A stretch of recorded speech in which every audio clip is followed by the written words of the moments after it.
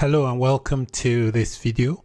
We are going to connect to some data and bring that data into the workflow using an input data tool. So I'm going to click on the input tool here from the tool palette and drag that onto the canvas. I'm going to use this input data tool to connect to some data and bring that data into the workflow. So in the drop down here, I'm going to click on it. Any recent connections you have will be listed here under recent connections. I want to use a recent connection that I already connected to.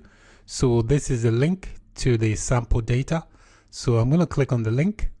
A preview of the data is shown in the configuration window. You can run the workflow by clicking on the run button. Running the workflow generates results for the selected tool in the result window below. In this video, we connected to some data and also executed the workflow.